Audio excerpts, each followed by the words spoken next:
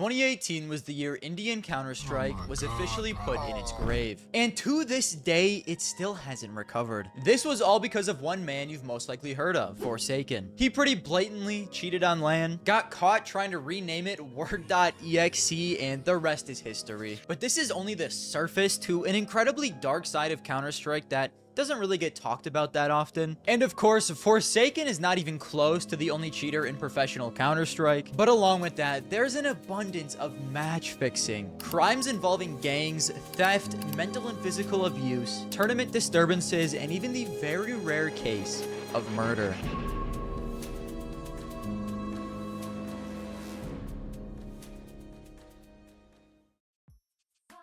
In the big 2025, cheating is somewhat rampant in Tier 2. Look at this incredible game sense from brand new Russian team Senza. Buddy got a little ball tingle that he was being held from Cat, and by God, the tingle was right. What a lucky fellow. Not only that, we probably have an even worse match fixing problem, which is when you bet on yourself to lose a match and then you throw. Tier 2 is a complete goop poop garbage swamp, and you need to count your blessings if you can somehow make it out. Now, of course, cheating and match fixing has been around forever. I mean, you have the iconic I Buy Power bans, Kukli, the more recent Forsaken ban, and a ton of accusations that are being thrown around in Tier 2. And while most of those accusations might be true, I'm only going to go over the proven stuff that the Esports Integrity Commission, or ESIC, has found. Cheating and match fixing are also the least serious offenses I'm going to go over in this video, so it would make sense to start with them. At the start of 2025, the third best team in all of Asia would be Atox, a Mongolian team with some names that you might know if you've been paying attention to Tier 2 Asian CS. Dobu and Cabal have both been around the scene since 2016 and even played on Mongols for a little bit, while MIQ, Accuracy TG, and Zesta all started playing more recently in 2022. Now, this exact Atox roster would form at the start of 2024, and they would go on a tear in Tier 2 Asia, making the finals of 9 tournaments and winning 4. Then at the start of 2025, they would go on to make 3 more finals and win 1. So you might be thinking, okay, it's just some crackhead Mongolians that downloaded cheats, started dominating in the Tier 2 scene, and finally got caught. Close, but they were really just that good in Tier 2 Asia. The issues came up when they decided to play in a real Tier 1 tournament. Due to the team's finish at ESL Challenger League Season 47 Asia, they'd get an invite to ESL Pro League Season 20. Not much was expected out of them. I mean, they are a Tier 2 Asian team, and this was a completely different level. They play Vitality,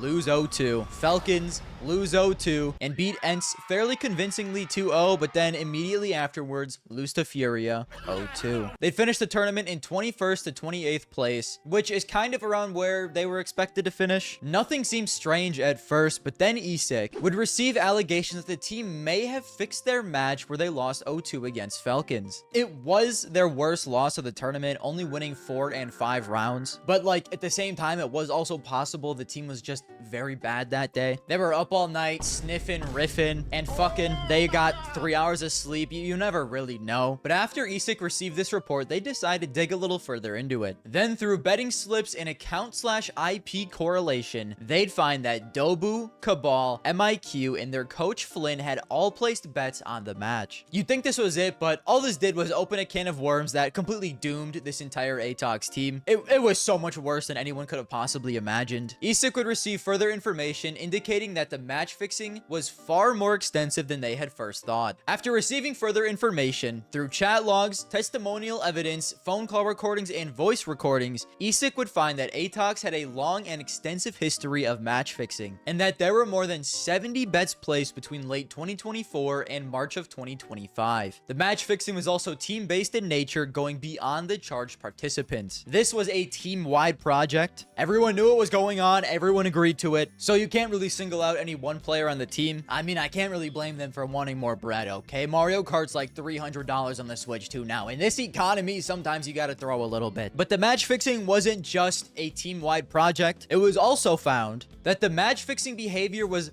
linked to organized crime syndicates from China. After this was found out, Accuracy and Zesta would then also be charged, and ESIC would say they uncovered a sustained, systematic betting scheme involving Atox. So, yeah, I mean, throwing games was their entire business model. The entire team was literally built on this, and they were connected to gangs in China. Are you kidding me? ESIC would charge every single player on the team and their coach, but there was also a 7th person who was banned by ESIC called Nuka, who was found to be the person that facilitated and placed most of the bets. Chat logs also revealed that he disseminated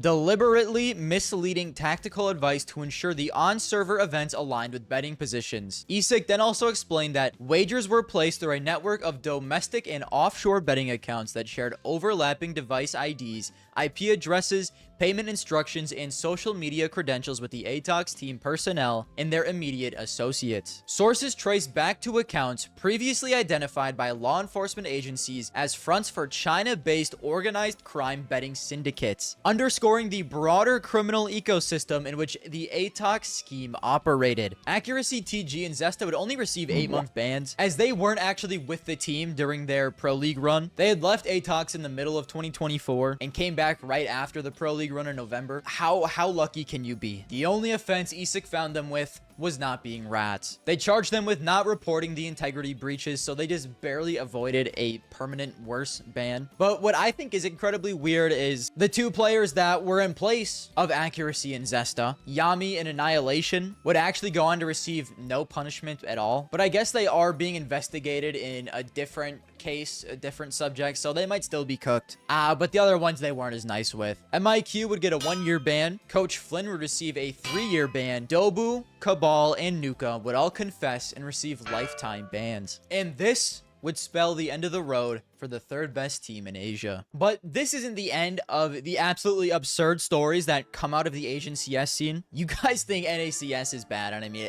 it is, okay, it is. But I feel like Asian CS is like almost as crazy. One of the best players in all of China, an Opper for Lin Vision, who are currently the third best team in Asia. Bookmark that. Interesting. A very curious case. He's just been ripped apart. All of these are currently allegations, so don't get your buckles in a shuckle, okay? Take this with all a grain of salt. But according to what we have heard so far, in late December, he flirted and dated a fan, promising to make her his mistress. He then offered her around 7,000-ish US dollars for her silence. However, the girl would fall into a depression and go public with the truth, which is what this is. At the same time, the player had a public girlfriend whom he appeared in the media with. In early January, he confessed to his girlfriend that he had cheated on her with a female streamer whom he had been communicating with for about 2 months and met in person. The player allegedly used his position in esports to promise the girl a trip to a major tournament and financial support. Also, during the Blast Austin Major, he hired a prostitute and contracted trichomonas, which is an STD, and then this is not funny, okay? It's not. He then later passed it to his girlfriend back in China. He did the lickety-split with a prostitute, got an STD, brought it back to his girlfriend. I mean, not great looks. He apparently also frequently visits erotic massage parlors, and his gallery allegedly contains over 4,000 intimate photos with different women, which he uses for blackmail. Yeah, this guy's a super villain to the gender known as women. It's just that this region is not real, man. But anyways, have you guys heard of NACS? IEM Dallas 2024 was by all means an incredible event. G2 would go on to beat Vitality in the finals with NA legend Stewie 2K, as he was standing in for their IGL Hooksy. An unbelievable tournament run, but while this tournament was cinema, something strange would happen in the background. A 19-year-old semi-professional player, NBG12, would be attending this event, and at around 4 AM on May 31st, he'd be sitting in his hotel lobby talking to an unnamed group of people on Discord. He'd then begin streaming to them and head to the IEM Dallas venue. The hotel and the arena are connected via a sky bridge, so it is very easy to get into. But somehow he'd be let into the arena and find a security room filled with every single player's SSDs. Now, if you don't know, every professional player has a certain config and in-game settings that they put on an SSD to allow for quick swaps between player setups. Tournament organizers will then store these until the players need them. Well, little NBG12, the little twerp he is, had found all of them. And while streaming to his friends on Discord, he would take Stewie 2K's, Nico's, and Nert's SSDs. Now, according to a Monacy tweet, he says that NBG12 was trying to bring back their configs to download cheats on them. This is just evil, bro. Like, do you guys understand how insane of a scandal that would be if Nico, Stewie 2K got caught on a tier 1 tournament cheating? And like, how do you even talk yourself out of that? No one's gonna believe a random person broke into the venue, took your SSD and installed cheats on them and then put it back. Luckily for them, we're not living in 1826 and we have security cameras, so he would eventually be found and detained by the police. He was not charged with any crime, but was banned permanently from the event and permanently banned from Face It. NBG12 would then go on to say he was influenced by marijuana use. Ah, yes, the classic marijuana mind control that causes you to break into venues and install cheats on players' SSDs. I get it, man. I remember my first weed, okay? Now, this is a crazy story, but kind of similar to the Atox situation. What really makes this interesting is the insane rabbit hole when you start to dig more into this player, and even more specifically, the Elevate core, along with being an evil thief. As stated earlier, NBG12 was also a semi-pro. So in the first major of CS2, PGL Copenhagen, he would stand in for a team named Elevate, a tier 2 NA team that consisted of Shane, Peeping, Dare, and Snav. He would need to stand in after the team's Russian opera Dia would have his passport stolen. Yikes, that's rough. That's gotta be in like the top 5 list of things that you probably don't want stolen. And in this RMR, of course, Elevate would bomb out O2, losing to Atox and Complexity, and NBG12 would post a 0.91 rating. Not completely atrocious for a team that didn't really do anything. Nothing too strange, just a team sinking out of the RMRs. But here's a little more backstory. Originally, this team was called Timbermen. They were unsigned with no salaries, and Elevate picked up the roster right before the RMR to try and get some of that juicy sticker money. The core of this team, Shane, Dare, and Snav, had been together on Timbermen since mid-2019, and there were occasional temporary team switches, but they never really lasted long, and this trio of players always kind of seemed to stick together. It is very hard to play in Tier 2 CS, especially when you're unsigned. There just really isn't that much money in it, and I mean, it's just extremely hard to make a living. So after this core had been playing together for 5 years at this point, you gotta wonder, how do they keep it up? Like, I guess you can work part-time, do this part-time, but like being a Counter-Strike semi-pro takes up a lot of your time. And I feel like that's only sustainable for so long. But then we got hit with a bombshell on Twitter, or x.com if you're mentally disabled. And before we get into this, let me just say there is no proof of any of what is being said here actually happening. But after the NBG12 stint at Dallas and the history of this Timberman core, where if you look into them, don't have a great past, they are one of the most consistently racist and offensive teams in all of NA. Alige, one of the greatest NA players, called them complete scum for saying terrible shit in pugs. A member from HLTV shared an anonymous story alleging some of the members of Timberman were caught posting CP in an FPL lobby chat. Snav would shit on a female streamer. They would get an extensive ESCA ban for malicious activity, racism, and threatening other players. And they also said some horrific shit to more people in Face It Pugs. Dust2.us explains they are one of the most notorious squads in recent years for their incredibly racist and offensive comments, for their threats to players both online and at LAN events, and their overall lack of human decency towards fellow competitors. You know, with all of that in mind, it does make me want to believe what I'm reading, but let me make this very clear, okay? None of this has been proven. And I also want to state, hello guys, different day, editing me. I don't think I made it clear enough. This is just talking about the core of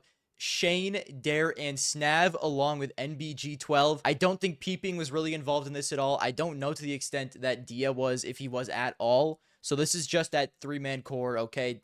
If anyone else is talked about, they will be brought up. But here is what the Twitlonger says. NBG12 has been funding the Timbermen using money stolen through a PayPal bank fraud scam. He stole hundreds of thousands by hacking PayPal accounts and using the points to purchase goods. He mainly bought gold and had it mailed to a UPS. He then pawned this for cash. The players now at Elevate are aware that all of the money he was using was stolen. When they qualified for the Copenhagen CS2 Major RMR, they requested NBG12 create a fake organization, which was Badass Gaming, to continue sponsoring them. This was in return for NBG12 to be a sub. And many times, Snav, Shane, and Dare have told NBG12 that if he ever stopped funding their entrance fees for Fragadelphia events, hotels, and flights to lands, they would no longer talk to him because he is a freak. He has desperately tried to keep the money flowing. One of these gifts was for NBG12 to order Dare and Shane strippers to their Airbnb at one of the Fragadelphia events. Many others were at this event and there is video, but none have circulated because most were barely legal. The extended group around the Elevate players are all aware of this behavior and participate. For example, NBG12 once paid for his then girlfriend and Nero, a former Timberman player, to go to a League of Legends tournament together, flights and all. However, Nero and the girlfriend would hook up instead. It should be noted that NBG12's PayPal account was recently banned. This has made it difficult for him to continue to get money and has led him to try other schemes to make money so he could continue to pay for friendship with the Elevate players. This is partially why he stole the SSDs at DreamHack Dallas. He wanted to sell them off just like he did the previous year where he stole multiple monitors from backstage, stored them at someone's house, and then sold them at a later date. There are many people who have evidence that could lead to NBG12 being arrested, but they have been blackmailed or threatened into silence. NBG12 and some of his co-conspirators regularly send pictures of a Glock 19 to these people to remind them to stay quiet. This same Glock has been brought in his bags to Fragadelphia events in case one of his ops starts acting up. The people that NBG12 include in his fraud outside of CS are also violent, unhinged individuals who are less known than him. The second favorite thing NBG12 and his group have done to keep this silent is threats of doxing, blackmail, and at times swatting. There are multiple cases in particular where NBG12 has swatted the loved ones of people he's blackmailing in order to keep them silent. The players on Elevate only allow players into their private Discord channels who they either fully trust but also have blackmail on. They have kept each other in check all of these years by promises of mutual destruction, with many clips and videos of players saying and doing things that could end their career. We won't mention whom these specific people are because they still have their personal information and are willing to send harm their way if they believe they informed us or others of their activities in this post. That's a very big chunk of it, and there is quite a bit more, but the rest of it is more personal stuff about the players being mentally, emotionally, and I mean just straight up physically abusive. I'll give you one example, but I'm just gonna leave it after that. Most recently, Dare and Shane locked NBG12 into a closet and placed towels underneath the door. They then blew hot air into the closet using a hair dryer just until NBG12 passed out. NBG12 was banging on the door begging to be released. That just seems so evil. I just kind of refuse to believe that it's real. And like I said, there's even more gross stuff I just really don't want to get into. But something else that is more Counter-Strike related that I didn't say yet is that apparently, and this is also not confirmed, they even say in the tweet longer, this is not confirmed, is that they kicked Russian Opera Dia for not wanting to match fix with them, but then shortly added him afterwards because there was no better options. They just wanted to play with him. But like I said, that's all speculatory. Let's let that one simmer in for a little bit and pray the ops don't plant a C4 in my grandmother's house. Transitioning from the PGL Copenhagen RMR to the PGL Copenhagen playoffs, we had a tournament disturbance unlike anything we've seen before. It was the quarterfinal game between Mouse and G2. G2 would take map 1, and going into Vertigo, they would lead 7-5 at half. But out of nowhere, multiple members of the audience would storm the stage, knocking over and breaking the trophy. They would eventually get tackled and removed by security, but the audience, along with all of the players, were fairly shook. I remember when I was watching this live, I felt like I had just watched 9/11 happen. It was then later revealed that these people were paid thousands of dollars by a gambling site called CSGO Empire, and this was done in order to protest against G2, who were sponsored by a rival gambling site called CSGO Roll. No okay, bro, what? Less than 3. But that's not them, is it? Now, this wasn't just done because the two were competitors. The owner of CSGO Empire and the owner of CSGO Roll have beef that goes back years. Apparently, they initially made a company together, but then the owner of CSGO Roll would steal it from the owner of CSGO Empire somehow. Then the second company he would go on to make, the CSGO Roll owner bribed to get it taken down, and now is apparently still trying to have his third company, CSGO Empire, taken down, or having the owner arrested and even apparently killed. So I mean, these guys have had beef going back a decade at this point, and the CSGO Empire owner just wants revenge. And I guess he thought a good way to bring negative publicity to CSGO Roll was to protest at Counter-Strike's biggest event. This would have the effect of every team, caster, and the tournament organizer all pulling out from the upcoming CSGO Empire Cup, and overall just annoyed everyone. I understand it was a publicity stunt, but like, just keep the beef between you guys. None of us care.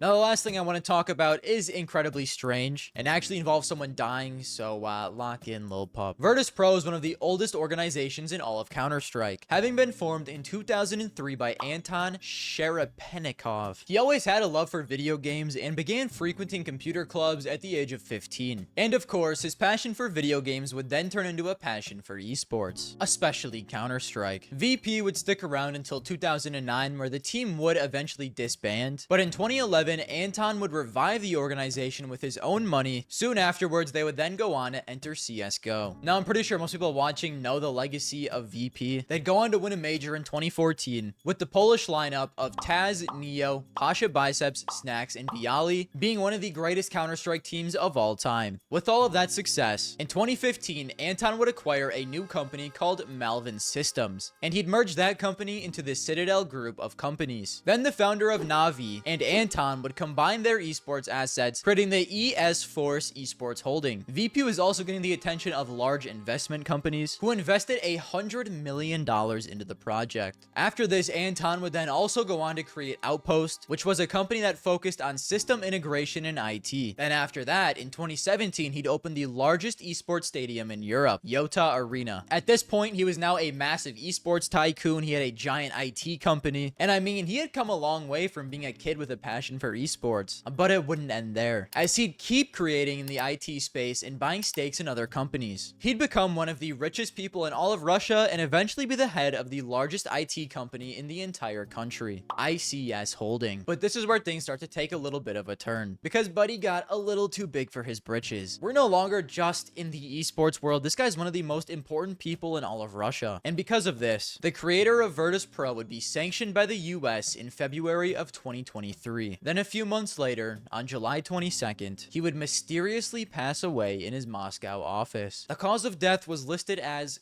cardiac arrest. Now, I know what you're thinking, and don't worry, I'm thinking it too. But here is some more information from when the US sanctioned him. Apparently, it was for being the ultimate beneficial owner and head of the Citadel, which US authorities said developed software designed to steal financial and personal information from computer networks. Now, this guy is a legend in the esports scene. He revived VP, put millions and millions of dollars into esports, but maybe he was slightly evil. Just slightly. Okay, I mean, a lot of people in this video are supervillains of the Counter-Strike scene, but this guy got so big, so rich, so famous, he became a supervillain to an entire country. And to dig even deeper into this, ICS Holding was used by Russia's Federal Security Service for surveillance of citizens' online activity. According to independent Russian newspaper Novaya Gazeta, the outlet said that the company was the beneficiary of a law introduced in 2018 that tightened the scrutiny that Russia's security services had over its citizens.